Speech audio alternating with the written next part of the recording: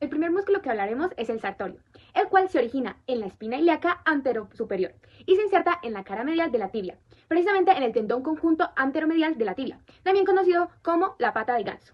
Es el músculo más largo de nuestro cuerpo. Flexiona, abduce y rota lateralmente el muslo. Además, flexiona la rodilla. Está inervado por el nervio femoral. Luego tenemos los cuádriceps femorales, los cuales están formados por 4 porciones: el recto femoral, desde la espina ilíaca anteroinferior, el vasto medial, lateral e intermedio, desde el fémur. Y bueno, todos se insertan en la base de la rótula a través del ligamento rotuliano en la tuberosidad tibial. Su función principal es la extensión de la rodilla. El recto femoral también flexiona la cadera. Y todos están inervados por el nervio femoral. Luego tenemos el pectíneo, el cual se origina en la rama superior del pubis y se inserta en la línea pectínea del fémur. Este funciona como aductor y flexor del músculo. Además participa en la rotación medial. Y su inervación pues principalmente está dada por el nervio femoral con posible contribución del nervio obturador. Luego tenemos los iliozoas, los cuales pues están conformados por el psoas mayor, que se origina en las vértebras lumbares, y el ilíaco en la fosa ilíaca. Ambos pues se insertan en el trocante menor del fémur y pues es el flexor más potente de la cadera, esencial para la marcha y la postura. Y pues está inervado por las ramas del plexo lumbar y el nervio femoral. Bueno, aquí encontramos 4 músculos, que es el tibial anterior, el extensor largo de los dedos, el extensor largo del dedo gordo y pues el fibular. Bueno, este que les señalo acá, este es el tibial anterior. El origen de él va del cóndilo lateral y la cara lateral superior de la tibia. La inserción de este es la cara medial e inferior del cuneiforme medial y la base del primer metatarsiano del pie.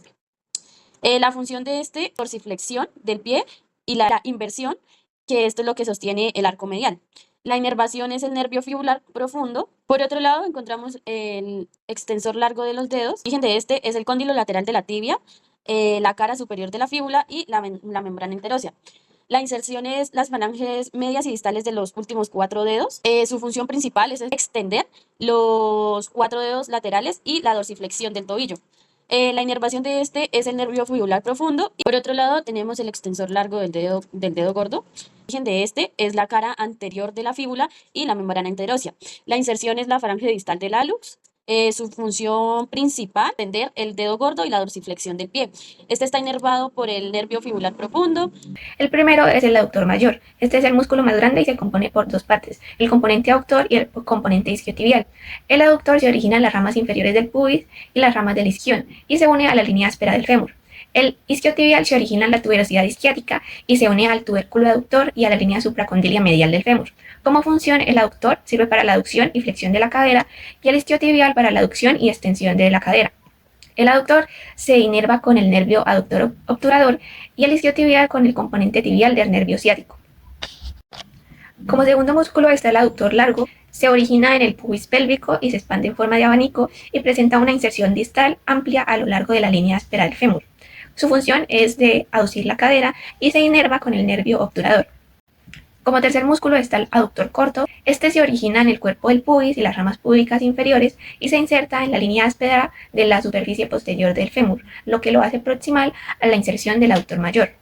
Como función tiene la aducción de la cadera y se inerva con el nervio obturador.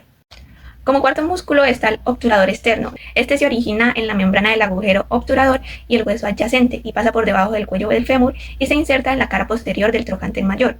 Como función está la aducción y rotación lateral de la cadera y se inerva con el nervio obturador.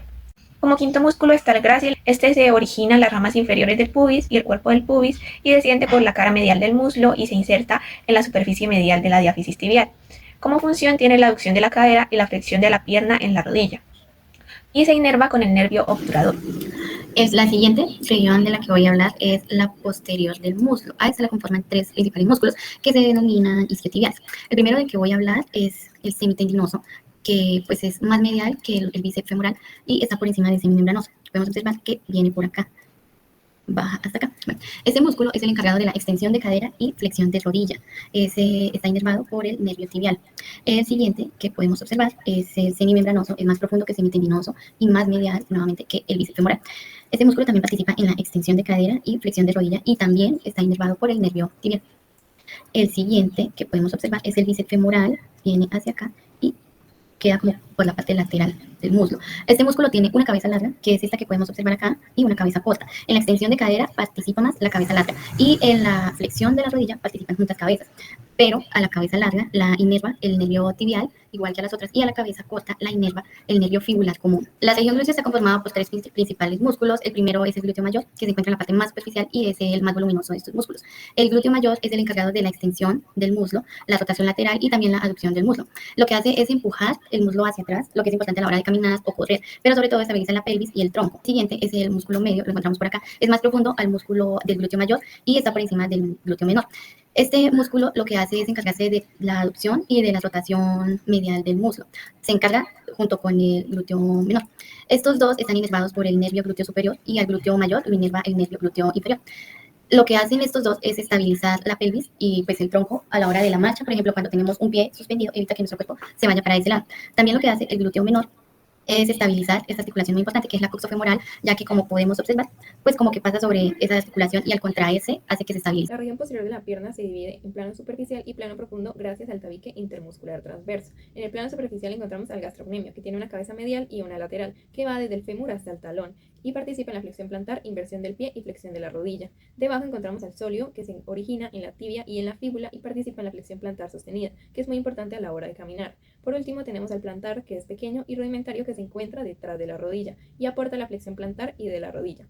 Un dato curioso es que el gastrocnemio y el sóleo comparten el tendón de Aquiles o el tendón calcáneo, formando así el tríceps sural, y en casos raros también se le suma el plantar, que formaría el cuádriceps sural. En el plano profundo encontramos el músculo popliteo, que es pequeño y triangular detrás de la rodilla, y ayuda a iniciar flexión en esta articulación. Luego encontramos al tibial posterior, que es más profundo, y ayuda a la flexión plantar, aducción, rotación medial del pie, y en sostener el arco plantar. Luego encontramos a los dos flexores, flexor largo de los dedos, mueve los últimos 4, y flexor largo del hallux, que se centra en el dedo gordo y en la flexión plantar.